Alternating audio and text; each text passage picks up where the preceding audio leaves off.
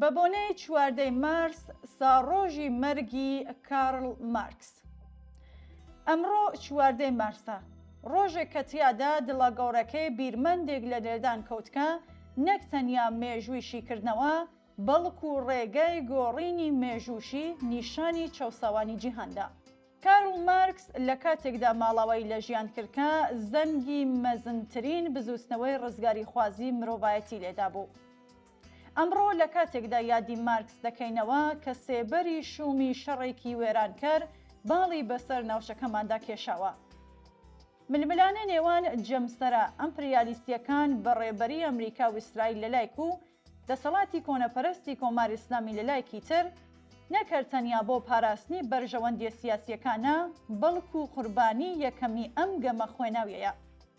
چینی کرێکار و جەماوەری چەوساوەی ئێران و ناوچەکەیە.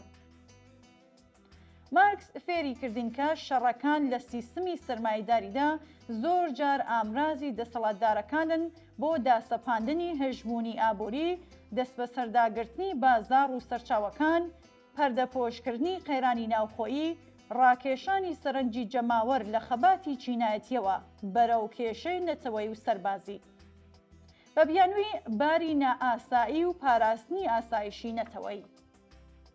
ئەمڕۆ میلیتاریزەکردنی ناوچەکە و ئاگری ئەو شەڕە تەنیا تەمەنی ستەمکاری درێژ دەکاتەوە. کرێکارانی ئێران و ناوچەکە هیچ بەرژەوەندێکیان لەم شەڕەدا نییە، چونکە دەزانن کە ئاگری ئەم شەڕە تەنیا ژیانی کۆمەڵانی خەڵکی ئازادی خواز دەسووتێنێت.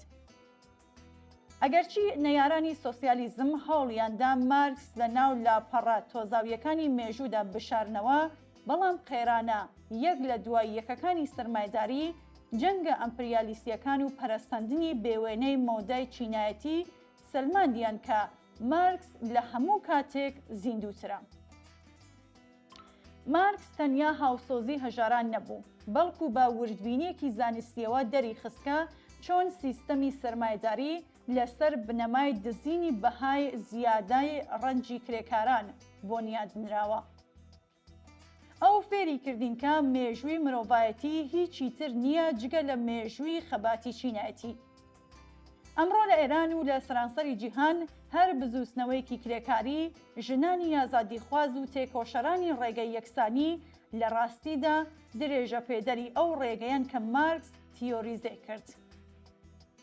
مارکس تەنیا فەیلسوفێکی ناو پەرتووک و کتێبخانەکان نەبوو، ئەو ڕێبەرێکی سیاسی بوو کە پێی وابوو فەیلسوفەکان جیهانیان بە شێوازی جۆراوجۆر لێک داوەتەوە، بەڵام مەبەست گۆڕینی جیهانە. ئەمڕۆ لە کاتێکدا یادی ئەم مرۆڤە مەزنە دەکەینەوە کە کۆمەڵگای ئێران لە لێواری گۆڕانکاریەکی گەورەدایە. بزوستنەوەی شۆڕژگەرانەی ژن، ژیان ئازادی و خەباتی بەردەوامی چینایەتی کرێکاران سەلمێنەری ئەو ڕاستیان کە تەنیا بە ڕێکخراوبوون و پشتبەستن بە ئیرادەی جەماوەر دەتوانرێت کۆتایی بەستەمی چینایەتی نەتەوەیی و ڕەگەزی بهێنرێت. مارکس بۆ ئێمە تەنیا مێژوو نییە، بەڵکو چەکێکی تیۆری بەهێزە بۆ تێکشاندنی دەسەڵاتی کۆنەپەرستی و سەرمایەداری. لەم ڕۆژەدا بەڵێن نوێ دەکەینەوە کە تا هێنانەدی جیهانێکی دوور لە چەوسانەوە، واتە جیهانی سۆسیالیزم، لە خەبات و تێکۆشان نەوەستی.